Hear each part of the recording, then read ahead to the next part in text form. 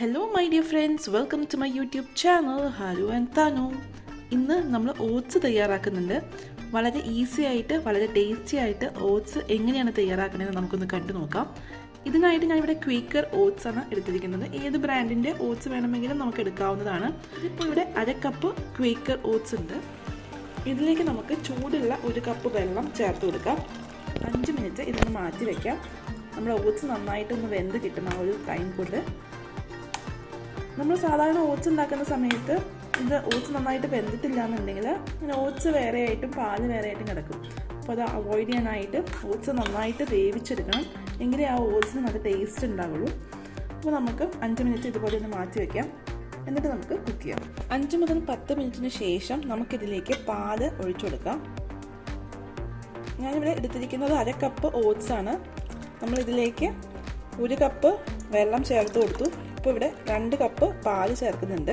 എനിക്ക് കുറച്ച് ലൂസായിട്ടുള്ള ഓട്സാണ് പൊതുവേ കഴിക്കാൻ ഇഷ്ടം. കുറച്ച് കട്ടിക്ക് വേണമെന്നുണ്ടെങ്കിൽ ഇത്രയും പാല് ചേർക്കണ്ട.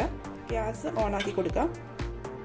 പാല് നന്നായിട്ട് ഒന്ന് തിളച്ച് വരട്ടെ. അതിന് ശേഷം നമുക്ക് ഫ്ലെയിം ഒന്ന് കുറച്ച് വയ്ക്കാം. ഇപ്പോൾ ഞാൻ ഹൈയിലാണ് വെച്ചിരിക്കുന്നത്. പാല് തിളയ്ക്കട്ടെ.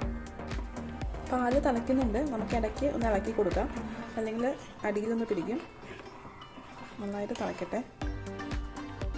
പാല് തിളച്ച് വരുന്നുണ്ട്. ഇനി നമുക്ക് ഫ്ലെയിം കുറച്ച് വയ്ക്കാം.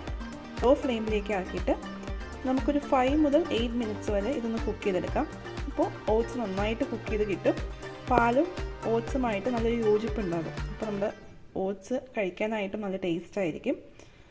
ഇതിലേക്ക് നമുക്ക് വേണമെങ്കിൽ പഞ്ചസാര ചേർത്ത് കൊടുക്കാം. ചിലർ ഉപ്പ് ചേർത്തിട്ട് കഴിക്കാറുണ്ട്, ഹണി ചേർത്ത് കഴിക്കാറുണ്ട്, അതുപോലെ തന്നെ പൊടിച്ച ശർക്കര ചേർത്തിട്ട് കഴിക്കാറുണ്ട്. അപ്പോൾ നമ്മുടെ ഇഷ്ടത്തിനനുസരിച്ച് എന്ത് കോമ്പിനേഷനാണ് വേണ്ടത് അത് ചേർത്ത് നമുക്ക് കഴിക്കാം. അപ്പോൾ ഞാനിവിടെ പഞ്ചസാരയാണ് ചേർക്കുന്നത്.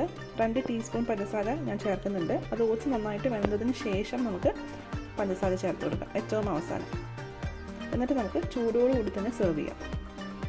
ഓട്സ് നമ്മൾ ലോ ഫ്ലെയിമിലിട്ടിട്ട് 5 മിനിറ്റ്സ് കുക്ക് ചെയ്തിട്ടുണ്ട്. ഇനി ഞാൻ ഇതിലേക്ക് പഞ്ചസാര ചേർക്കാൻ പോവുകയാണ്. കണ്ടോ, ഓട്സ് നന്നായിട്ട് വെന്തിട്ടുണ്ട്. അല്ലേ, നല്ലൊരു കൺസിസ്റ്റൻസിയിൽ വന്നിട്ടുണ്ട് ഓട്സും പാലും കൂടെ. പഞ്ചസാര ചേർക്കുന്നുണ്ട്. ഞാനിവിടെ ഞങ്ങളുടെ മധുരത്തിന് ആവശ്യത്തിനുള്ള 2 ടീസ്പൂൺ പഞ്ചസാരയാണ് ചേർക്കുന്നത്. ഇതൊക്കെ നമ്മുടെ ഇഷ്ടത്തിനനുസരിച്ച് ചേർക്കാവുന്നതാണ്. ഇനി നമുക്ക് ഫ്ലെയിം ഓഫ് ചെയ്ത് കൊടുക്കാം. നമ്മുടെ ഓട്സ് റെഡി ആയിട്ടുണ്ട്. ഇനി സെർവിങ് ബൗളിലേക്ക് മാറ്റാം. നമ്മളിവിടെ പ്ലെയിൻ ഓട്സ് ആയിട്ടാണ് തയ്യാറാക്കിയത്. വേണമെങ്കിൽ നമുക്കിതിൻ്റെ മുകളിൽ ഡ്രൈ ഫ്രൂട്ട്സ് ചേർക്കാം. അതിന് ശേഷം ഫ്രൂട്ട്സ് മുറിച്ച് ചേർക്കാവുന്നതാണ്. ഇതൊക്കെ നമ്മുടെ ഇഷ്ടത്തിനനുസരിച്ച് നമുക്ക് ചേർക്കാം. എന്തായാലും വളരെ ഈസി ആയിട്ടുള്ള ബേസിക് ആയിട്ടുള്ള ഓട്സ് പ്രിപ്പറേഷനാണ്.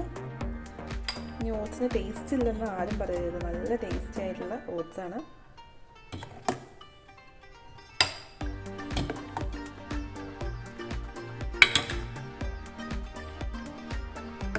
ഈ വീഡിയോ ഇഷ്ടമായെന്ന് പ്രതീക്ഷിക്കുന്നു. Please like, share, subscribe to my channel. Keep watching. Haru and Tanu. Bye.